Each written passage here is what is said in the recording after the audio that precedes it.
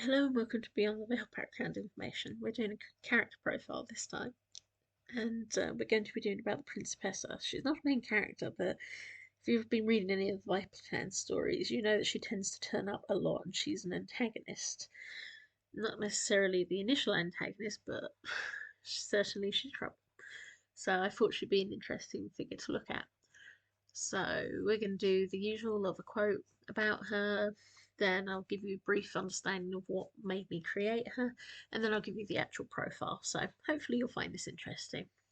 There was the slow wrinkling of the skin on her forehead and the edge of her mouth, the lips curling up and shrinking back as the gums seemed to swell and then the giant fangs were slipping down even more.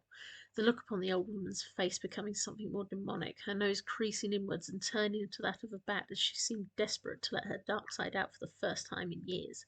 But beside her, Valkyrie grasped her wrist and beckoned calm. She needed to hold it together. This was the first time in all her years of power that Eloisa Pipistrello had ever been so beaten. Quote from The Last Rattle. In creating the nobles of the vampire world, and trying to create creatures of importance that are both aggressive and manipulative, but politically aware and ruthless to stretch their power over certain time periods, I debated on who should hold the most power. Upon deciding where the last vampire king had come from, I decided upon the Principessa, Eloisa Pipistrello, who would be the one to hold the power and practically control the entire noble circle of vampires. She had to be tough, and though I can't share all of her history and family details here, I will share what I can because it might reveal too much that's relevant in the Viper Clan stories, particularly those involving Malvolio and his children. With Eloisa, I thought about a typical elite vampire that was male. Thought about the way I would picture them speaking and acting, then how a female would have to compete with that. Eloisa had to be much more ruthless, and I will state that as a fan of the I Claudius story, Livia was a wonderful sort of inspiration for her, and well, I hope you find her interesting. So, name Eloisa Angelica Maria Pipistrello. Married surname is Buio. Position matriarch of the Pipistrello and thus the Italian nobles. Story featured in practically all the vampire clans in some practically all the Viper clan stories in some way.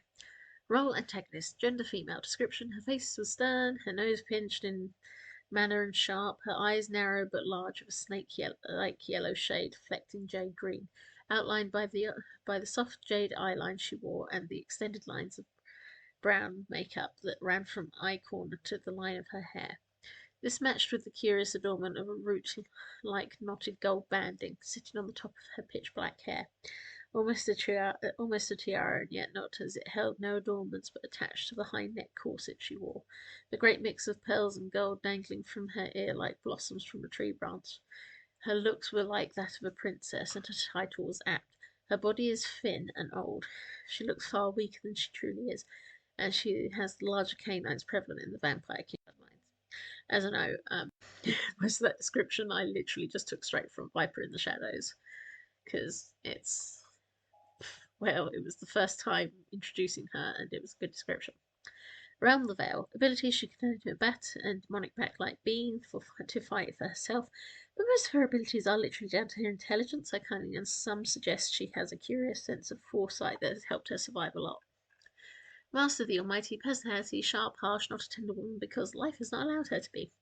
Her determination and her ability to do whatever was needed to succeed allowed her to survive against a very unpleasant series of events, as well as to push out her husband to take over control.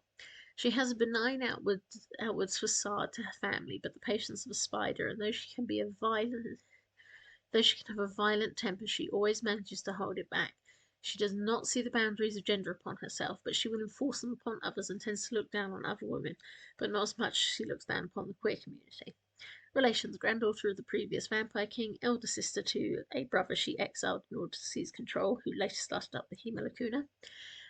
Mother of several children, including the very wicked Salvatore, and grandmother of the so-called Fratello, including Enrico, Donatello, Enzo, and Valentino. Great-great-grandmother of the next vampire king, Malvolio. History: she is assumed to have been born around 1620, though no one is completely sure, and she was born at the Aurora Castle in Milan, where they hold court for the noble circle. Her grandfather, the third Vampire King, was already 100 in full power at this time, and she was the only grandchild he'd produced from only one son he'd had. He took her under his wing. He taught her as if she were a boy, teaching her to be a ruler like him and show no mercy, and it was from this her nickname, meaning the Princess, came to be the case. She managed to survive a lot of infighting when her grandfather died, and her father had to battle his relatives to take control. Her father would not have won without her strength and her eventual choice of political marriage to a very aggressive and dangerous man. She had a lot of babies to him, unusual for any vampire, but it came at a cost, and annoyingly, just as her eldest had been born, her father had produced a son. She'd had to arrange a situation wherein her father would always question if he had sided the younger brother, and Eloisa used her husband's strength to ensure she would sit in the noble circle for her father and her husband so they could get on with war and whatever else they wanted to do. Where she seemed some glorified note taker at first, as soon as her father gave her permission to speak on his behalf, she was taking over the noble circle and soon making it swiftly known that the Pipistrella were not the kind to back down, and she would uphold all Vale law. She was the one to agree in the end to the acceptance of the Vale agents, and her word has always been law. In the mid-1800s, her husband mysteriously was killed in a demonic attack that no one could know the culprit of, and when Salvatore pushed to take his father's and thereby his mother's place, he was rejected by his grandfather and forced to remain beneath his mother. Eloise had full control over her brood and then their children. Her daughter Delphina was later accused of having used a necromancer to aid her lower-ranked husband, and speculation ran about as to whether Delphina had killed her father. No one is quite sure but upon Eloise's father's death, she became the most powerful vampire in the Vale and the only female vampire with complete and utter respect, and made a point to remove her brother, exiling him completely to Sicily and keeping him completely away. No one has threatened her power until Thibaut Viper and her favoured grandson Enrico met, and then later Theodosius was still away with Valentina. But it would bring only fury to Eloisa, as the Viper clan not only produced the next vampire king ahead of any of her offspring, but completely confounds her and often defeats her. Final comments. I love Eloisa. She's such a nasty old woman who causes trouble for everyone, and she really is not afraid to do anything. A lot of things that happen, especially with the Italian involvement, have many querying whether she was behind it all, and sometimes even I sit there and ponder, was she behind this? Thank you for listening.